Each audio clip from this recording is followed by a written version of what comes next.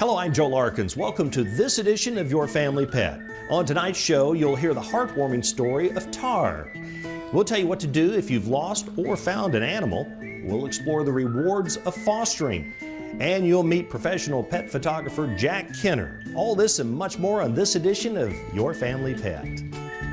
Production funding for Your Family Pet is made possible in part by Memphis Veterinary Specialists, a referral-based specialty hospital serving the needs of small animals, offering diagnostic tools and treatment options not typically found outside veterinary teaching hospitals, including orthopedic and neurologic surgery, oncology, dermatology, dentistry, ophthalmology, internal medicine, and more. And by the WKNO Production Fund, the WKNO Endowment Fund, and by viewers like you. Thank you.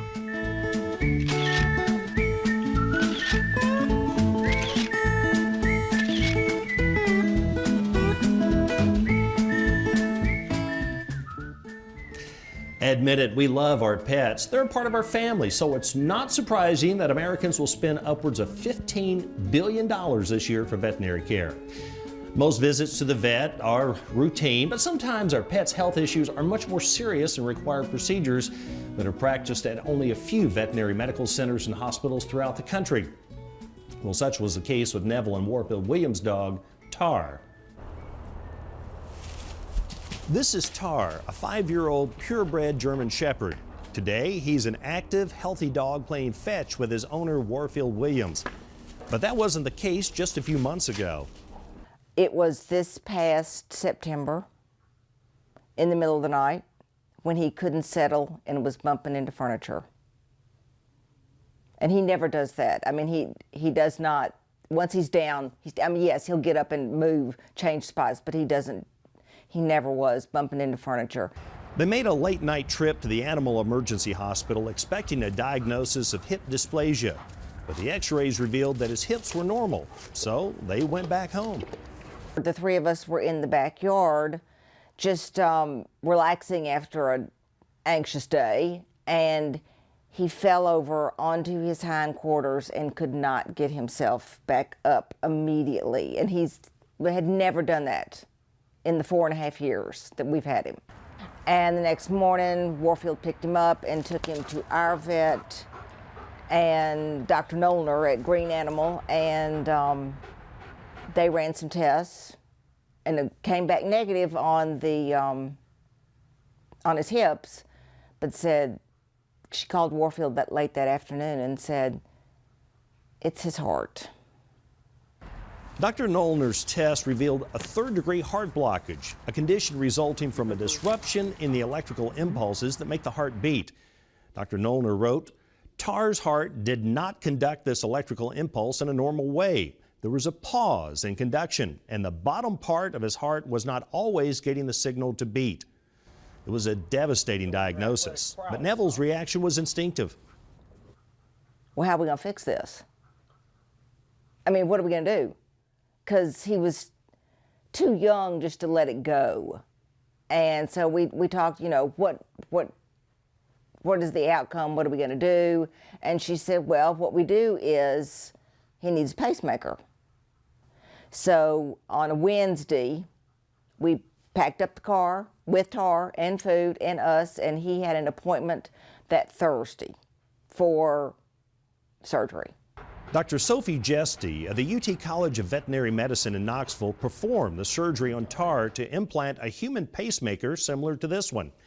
And like the human pacemaker in this x-ray, Tar's pacemaker rests just underneath the skin on his neck with wires running to his heart. You can feel it a little bit now, but it's not, now that his hair's grown back, I mean, you certainly don't see it. I know it's there, but I don't think he does. My daddy and my dog have Medtronic pacemakers. Pacemaker surgery on dogs isn't common, but surprisingly, it's been performed successfully since 1968, less than 10 years after the first human implant. Tar's prognosis is good. His pacemaker should last for the rest of his life, and that makes Neville and Warfield very happy. He's the child. He's our child. He's very sweet, he's fun, he's affectionate, he's good company.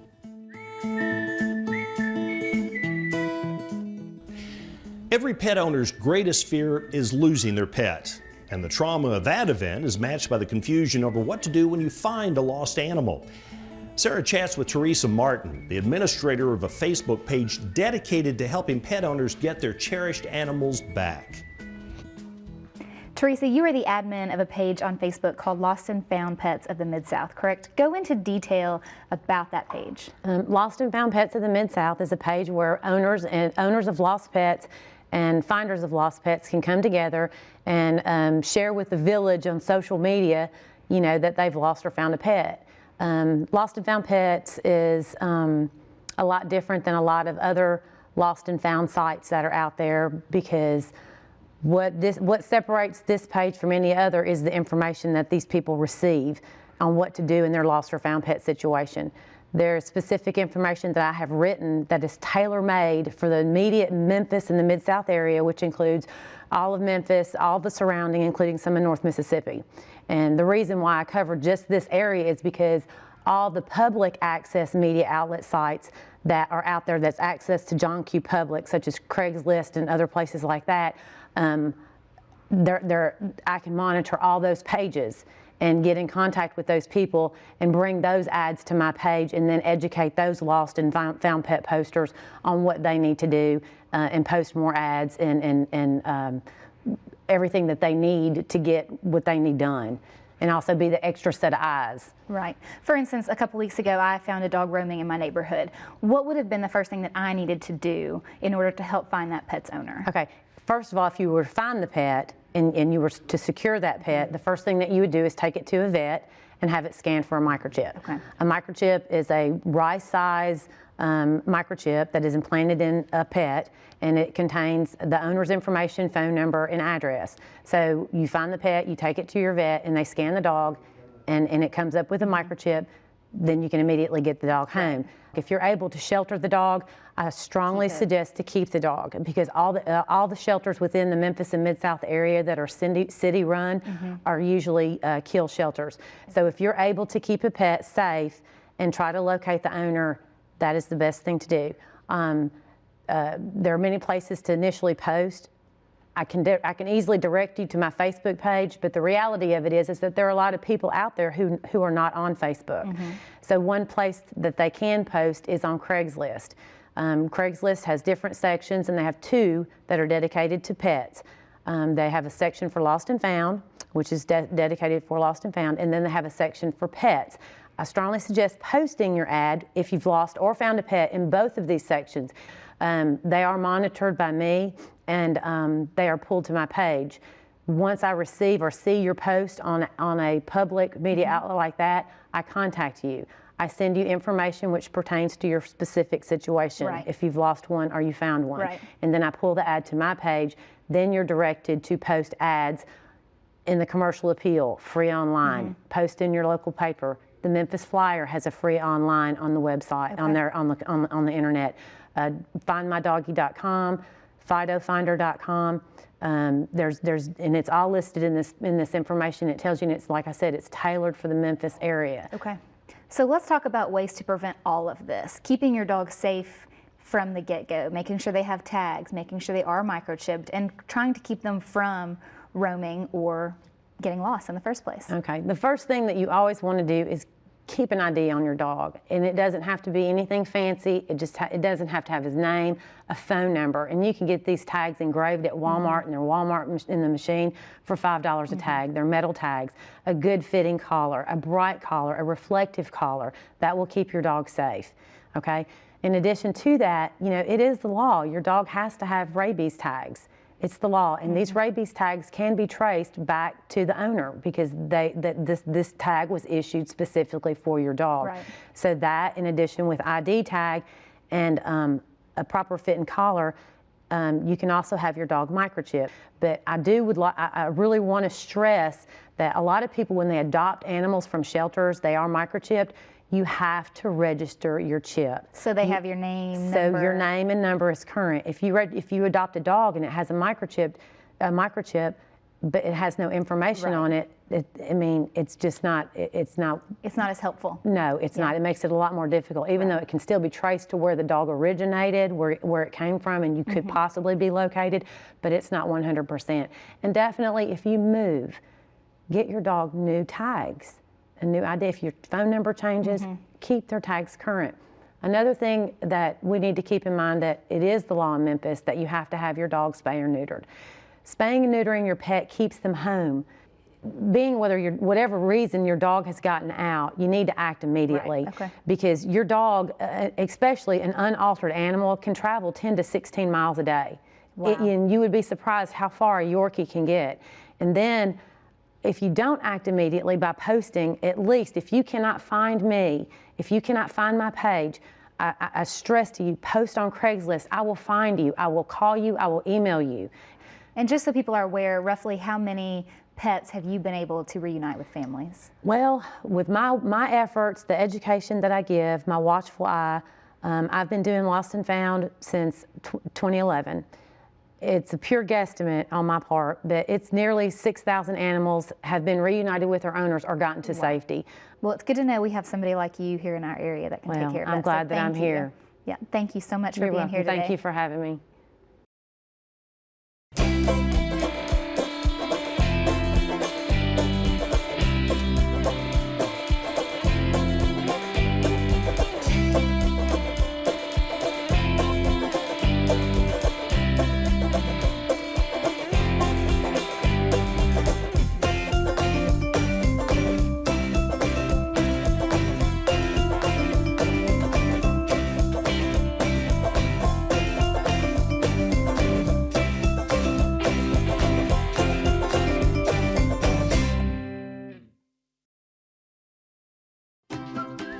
Our breed of the month is from Siam, the country we now call Thailand.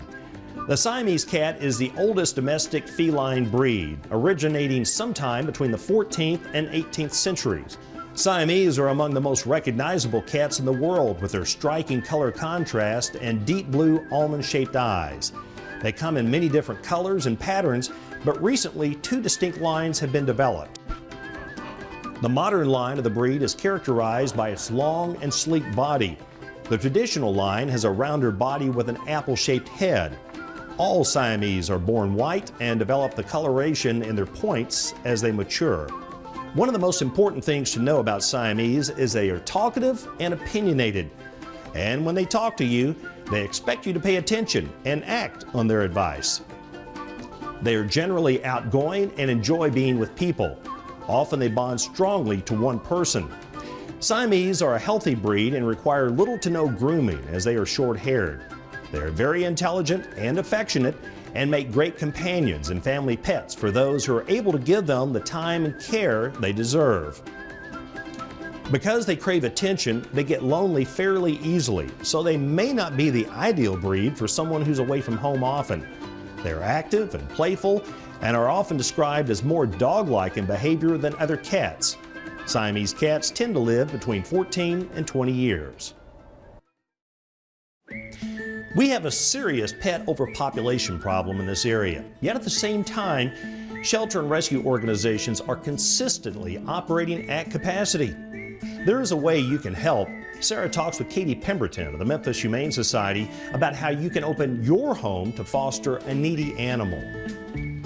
Katie, as always, it's a pleasure to have you on our show, and today we're going to touch base on fostering pets. Right. What is the process of fostering a pet? What does it entail? What it entails really varies depending on the organization you're fostering for and the animal itself. At the Humane Society of Memphis and Shelby County, generally our fosters are fairly short-term, maybe a couple of weeks. For example, say it's a little puppy and it hasn't had all of its vaccinations yet, so its immune system is not ready to come into our building with all the other animals. So you're gonna keep the puppy until it has all of its vaccinations and he can come and get adopted and be spayed or neutered. Sometimes it's after, because we focus on critically injured animals. Sometimes it may be, well, this dog or cat just had like orthopedic surgery and it doesn't really need to be in a shelter right now. It needs to be in a quiet, calm home. And so you may foster them for the couple of weeks of their recovery. And then There are other situations where you may be fostering basically until the animal gets adopted. Okay. And that's generally when you're working with a rescue group that doesn't have a facility, like we have a facility, so when an animal's ready to be adopted, it comes to the Humane Society. Right. But with a rescue group without a facility, you're going to be probably fostering it until the animal gets adopted. Okay. And so it really depends on that animal, how kind of in demand, you know, if it's a puppy, I have to say you're probably not going to be fostering it very Right. long. But an older dog, just because so many people tend to want puppies. You'll probably have an older dog a little bit longer. I've fostered about 30 dogs. And I'm not even, I know somebody my who's fostered gosh. 100. Oh my gosh. Yeah. That's so many. And I've done from a night or two to the longest was 9 months. Wow. So it really, really varies. So obviously you're a good candidate to foster dogs. Right. You know a lot about them. Right. But who makes a good candidate? I mean, somebody who already has dogs, is that okay? Or children or not children? Absolutely. Really, any kind of family scenario can possibly be a good candidate. The most important thing is everyone in the home okay with fostering? Right. And that includes your other animals. Right. If you have, say, a dog that the presence of other animals is extremely stressful, then fostering is probably not the best way for you to help. You always want to consider your current pet's needs first. Say if you're married and your husband is like, absolutely not, I will walk out the door, then no, you don't need to bring a foster Right. home. You can try to talk them into it Right. and explain why it's helpful. But you know, you don't want to break up your marriage over it. Exactly. So that brings me to my next question then. Do you select who, what dog, what cat you want to foster, or does the organization kind of help you find which one's best for you? Generally, in my experience, I have pretty much chosen. Okay. The way it usually works at the Humane Society is the first step is that you come to one of our volunteer orientations, and we have 2 a month, the first Monday of the month at 6 p.m. and the third Saturday of the month at 9 a.m. Okay. And you indicate that you're interested in fostering. At that point, you will go on our fostering email list, and every time we have a foster need, you'll get an email that says, oh, here's little Spike, he has a broken leg, he needs somewhere to stay for 3 months. He Okay. is good with other dogs. And you'll read that and say, oh, that might work for me. Let me Right. email them and say, hey, I can help this dog. Okay. And a lot of times, you know, we may already have that need filled, but we're like, oh, well, we'll get you with this dog because Right. it's constant. It's Right. every day. It never ends. Wow. Okay, so I know personally people have excuses as to why they can't foster. I know I've said before, oh, I don't have time, or Right. I might want to keep it, which Right. is not a problem, but I may end up with 100 dogs. Right. So what are those some excuses that really just aren't legitimate? Yeah, I mean, there are definitely some excuses that are legitimate. If you really don't have time, then that is something to consider. But if you travel a lot, actually fostering could be great for you because Right. you might not want a pet permanently, but you can choose when you're going to have a Exactly. foster. But the excuses that bother people in the animal welfare industry the most are probably one, oh, I just love animals too much, I couldn't do it. And its cousin, oh, I just would want to keep it and I would be sad. Yep. And let me tell you why that's frustrating, because are you not willing to be sad for a couple days when this animal's life was saved because of you? Yep. It's an emotional sacrifice that you make. It's so worth it. You literally saved the animal's life by opening up your home and knowing in a month from now, okay, I'm going to cry all day, and that's just Right. I'm just going to have to take it. I'm going to Yeah. deal with it. And I've been there. My husband and I, our very first fosters, they were 2 little boy puppies, and after I took them to their home, we both woke up crying for a week. Aw. My husband and me. That would be me. Yeah, and it is. It's sad. It's But you saved their hard. life, or you got them a do. home. And in most cases, you can keep up with the adopters, and that's neat. it's just amazing to be able to see, like on Facebook, that dog just had his picture with Santa because I saved his life. Right. That is the reason that he is able to be with his family and be happy now, because he needed a foster and I was Right. there. So I cannot think of anything more rewarding than fostering. Right. Absolutely. It's challenging in some cases and emotionally challenging in almost all. So key tips on fostering again, what do people need to do if they're interested? The first thing I would do is get on like petfinder.com Okay. and just kind of research the different rescue groups and shelters that are available. If you're interested in fostering for the Humane Society, go to memphishumane.org and Okay. you can get started on that process there. And most groups, including the Humane Society, will have some sort of orientation that kind of gives you all the information that you need and kind of prepares you for Right. what it's going to be like. Okay, I officially have no excuse now. I'm going to have to do it. Yep, next step. Well, thank you, as always, for being on our show, Katie. Thank you. Getting a good photograph of your pet can be a real challenge. They don't often sit still long enough for us to snap the shutter. Chris Hardaway reports on professional pet photographer Jack Kenner, who says the secret to a good pet photo is really quite simple. Think like your pet thinks and bring along a special bag of tricks. Cece is having her picture made. Even though Cece is a very well-behaved dog, her attention span isn't quite long enough. This scene repeats itself several times before Jack brings out his bag of tricks. I have about 4 pieces of equipment: a whistle, a rattle that starts off the greyhounds at the track. You rattle it and the greyhounds run. A balloon, balls. So I throw that at the dog and it gets attention. But I never use treats unless I have to. For over 30 years, Jack Kenner was your typical professional photographer. But one day in 2004, things changed. I woke up, couldn't speak a word. I sounded like Darth Vader. I talk like this. So I was always used to being behind the camera and talking to CEOs and models. They couldn't hear a word I said. Doctors told Jack that he had disconnected his vocal cord nerve and would be without his voice for 3 months to a year, if it came back at all. Unable to communicate verbally, he couldn't find work, couldn't give direction to the fashion models and CEOs that were his subjects. So he used the time to learn digital photography, using his 2 Westies as his subjects. So I took my pictures of my Westies on the dishwasher and my rhinos and frogs to an art show, and I had them on the wall, and I was still talking like this to people. I even had a speakerphone that I could get up over the crowd and go, "Hey, I'm over here, we're talking about dogs, we're doing dogs, selling frogs, whatever." And finally somebody goes, "Oh, I want you to photograph my dog." And it was a greyhound. So by the end of the day, I was doing dog portraits. Fortunately, 3 months to the day, Jack's voice returned. By then, he had a new career as a pet photographer. I thought I was finished, and in a big way, it was a blessing. Today, Jack works exclusively with pets, mostly dogs, like Cece. Cece was very smart, very alert. There was no real training to get done. Once I set Cece on the environment, I put her up on the ottoman, shoot her, let her back down. Look at the image, do it again. So eventually she's learned what I wanted to do. So when the time came to happen, she knew what was going to happen. And then I gave her my special little noises, and she responded. It was great. It worked out perfect. Although he began photographing pets in his studio, today Jack likes to pose the dogs in their owner's home, calling it the modern-day doghouse. Dogs are actually not only living in our houses, they're living in our beds. There's no more doghouse. I can't find a doghouse anywhere. Jack uses a calm voice and body language to direct the dog, and he listens to what the dog is telling him. Let your dog show you the picture. That's what I do. I walk in, I meet the dog. I always do a scouting. I meet the dog, and I wait till the dog shows me the picture. The dog will eventually stop playing with me and go sit down somewhere. That's where I want to take the picture. Jack has published 3 books of pet portraits, and as the title implies, most of the pictures are of dogs. But what about cats?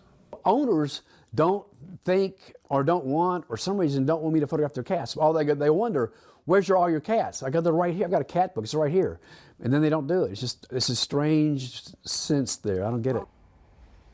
Cece's portrait features the Memphis skyline in the background and involves the masterful blending of natural and artificial light that only a professional photographer can achieve. But Jack has some tips for your pet photographs. Get on that dog's eye level. Don't stand up here and shoot down on the dog. Come down, get on the same level. Your eyes, the dog's eyes, the same level. And then try to avoid, if you have flash in your camera, flash just ruins photographs. So turn that flash off and try to use natural light. And I don't use treats in the beginning. I always try to use body language and positive energy, so the dog will respond to me in a dog-like fashion. With a little bit of digital darkroom magic, Cece's portrait has gone from a raw camera file to the finished product, ready to grace her owner's wall. Jack has one last bit of advice that is as much a life lesson as it is a photographic It's just tip. like, you know, don't fight it, just go with the flow, and it happens.